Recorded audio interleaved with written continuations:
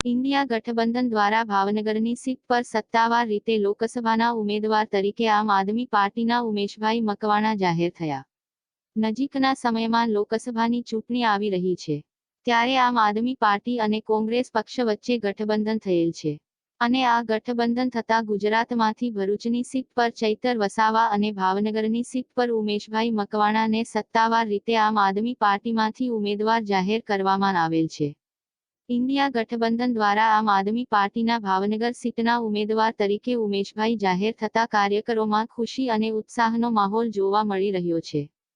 त्यारे उमेशभाई मकवाणा द्वारा जणाववामां आवेल छे के बंने पक्षना कार्यकरो द्वारा भावनगरनी सीट पर संपूर्ण रीते तेमनो विजय थशे तेवी पण तेमणे आशा व्यक्त करी छे। Rajesh Shah, R news, Botad. Sir, आपने इंडिया गठबंधन द्वारा सत्तावार रीते भावनगरनी सीट पर लोकसभाना उम्मीदवार तरीकेनी कायदेसर निमणूक કરી શું કહેશો અને કેવી તૈયારી, કેવી રણનીતિ? ચોક્કસપણે આજે અમારા શ્રેષ્ઠ નેતૃત્વ દ્વારા ઇન્ડિયા ગઠબંધનમાંથી ગુજરાતમાં આમ આદમી પાર્ટીની 2 સીટો જાહેર કરવામાં આવી છે, જેમાં એક ભરૂચની છે જ્યાં ચેતરભાઈ વસાવા મારા સાથી ધારાસભ્ય ચૂંટણી લડી રહ્યા છે અને એક ભાવનગરમાંથી। તો આજે પહેલાં તો આપના મીડિયાના મારફત હું મારા શીર્ષ નેતૃત્વનો હૃદયપૂર્વક આભાર માનું છું કે આટલી મારી નાની ઉંમરમાં એક સામાન્ય કાર્યકર્તાને આવડી મોટી જવાબદારી આપી તે બદલ માનનીય અરવિંદ કેજરીવાલજીનો, સંદીપ પાઠક સાહેબનો, માનનીય અમારા શીર્ષ નેતૃત્વ ઈસુદાનભાઈનો હું આભાર માનું છું।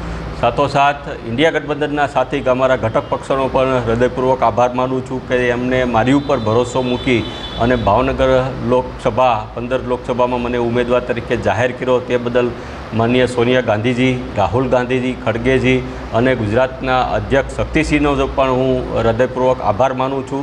અને ચોક્કસપણે આ જે ટિકિટ જે છે ભાવનગર લોકસભાની એ ઉમેશભાઈને તો આપી છે, પણ ચૂંટણી મારી ભાવનગરની જનતા લડવાની છે, મારી બોટાદની જનતા લડવાની છે। એટલે અમને પૂરો વિશ્વાસ છે કે આ ચૂંટણી જે છે અમે કોંગ્રેસના કાર્યકર્તાઓ સાથે, બોટાદની જનતા સાથે, ભાવનગરની જનતા સાથે ખભો ખભો મિલાવી અને આ ભ્રષ્ટાચાર વિરુદ્ધની જે લડાઈ છે એમાં ચોક્કસપણે અમારી જીત થવાની છે। આપનો પરિચય?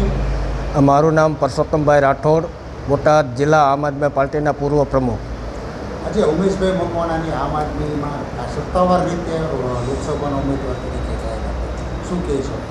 આજે બોટાદ વિધાનસભાના ધારાસભ્ય શ્રી ઉમેશભાઈ મકવાણા સાહેબની જ્યારે ઇન્ડિયા ગઠબંધન તરીકે ઉમેદવારની જાહેરાત થઈ છે ત્યારે આજે અમારા કાર્યકર્તા અને કોંગ્રેસના કાર્યકર્તામાં ખૂબ ખુશીની લાગણી છે અને આગામી દિવસોની અંદર કોંગ્રેસ અને આમ આદમી પાર્ટીના દરેક કાર્યકર્તા સાથે મળીને આ લોકસભા જીતવાના અમે ખૂબ મોટા પ્રયાસ કરવાના છીએ અને અમને આશા છે કોંગ્રેસ અને આમ આદમી પાર્ટીના કાર્યકર્તા આ ભાજપ સામે લડીને અમે આ લોકસભા જીતવાના છે એ અમને પૂરો વિશ્વાસ છે।